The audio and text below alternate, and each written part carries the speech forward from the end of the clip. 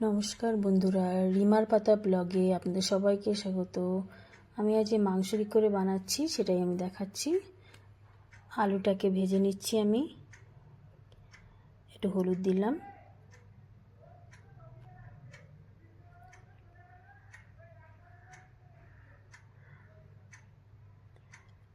তারপর এর মধ্যে একটু নুন দেব, নুনটা দিয়ে নাড়াচাড়া করে ভেজে নেব।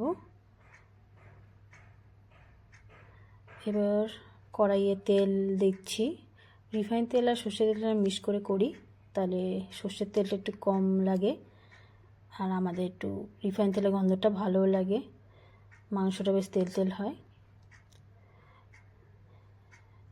এবার এর মধ্যে দিয়ে দিচ্ছি পেঁয়াজ, কুচি কুচি করে কেটে রেখেছিলাম। এটাকে ভালো করে ভেজে নেব,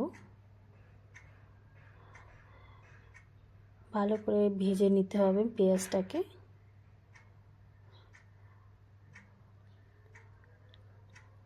গোল্ডেন ব্রাউনের মতন হবে।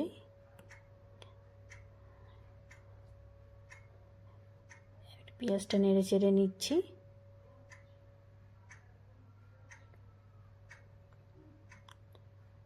এবার এর মধ্যে দিয়ে দেবো ম্যারিনেট করে রাখা মাংস। এর মধ্যে আমি দিয়েছি পেঁয়াজ বাটা, আদা বাটা, রসুন বাটা, জিরে গুঁড়ো, ধনে গুঁড়ো, লঙ্কার গুঁড়ো, হলুদ আর নুন স্বাদ মতো। এবার এটাকে আমি ভালো করে কষিয়ে নিচ্ছি। এই মেটেটা তুলে রাখলাম, নাহলে কষানোর সময় মেটেটা একেবারে গলে যায়। তা আমার ছেলে একটু মেটেটা খেতে ভালোবাসে, তাই আমি যাতে গোটা থাকে সেটা আমি আলু যখন দেব, ভাজা আলু, তখন আমি দিয়ে দেব। মাংসটা ভালো করে কষিয়ে নিয়েছি। এর মধ্যে একটু দিলাম আবার হলুদ,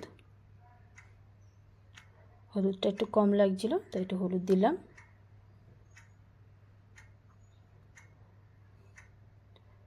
এবার আবার একটু নেড়ে ছেড়ে ভালো করে কষিয়ে নেব।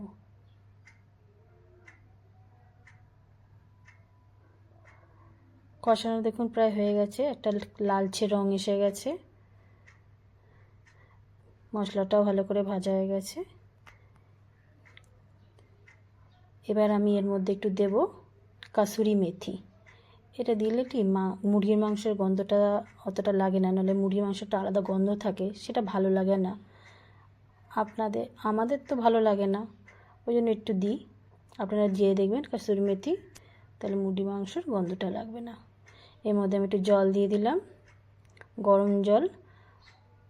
ভাত হচ্ছে, তার পাশে ভাতের হাঁড়ির উপরে জলের গরম হতে বসিয়ে দিয়েছি। আর এর মধ্যে দিলাম নুন, স্বাদ মতো নুন দিয়ে দিলাম। নেড়ে চেড়ে এর মধ্যে আলুগুলো আস্তে আস্তে দিয়ে দিচ্ছি। তার মধ্যে মেটেটাও দিয়ে দিলাম, যেটা আমি তুলে রেখেছিলাম। এবার সব নেড়ে চেড়ে ভালো করে নেড়ে দিলাম। এবার আঁচটাকে লো ফ্লেমে রেখে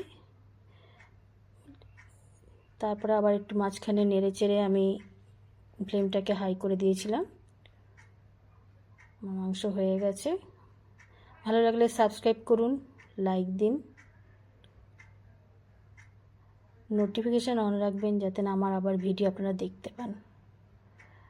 আমি এর মধ্যে একটু গরম মশলাও দিয়ে দিলাম। আপনাদের সঙ্গে কথা বলতে বলতে দেখুন আমাদের মাংস হয়ে গেছে। এই আমার আজকের মতো রিমার পাতা ব্লগ এখানেই শেষ করছি। এই আমার মাংসও হয়ে গেছে। আপনারা বলবেন ভিডিওটি কেমন লাগলো। নমস্কার বন্ধুরা।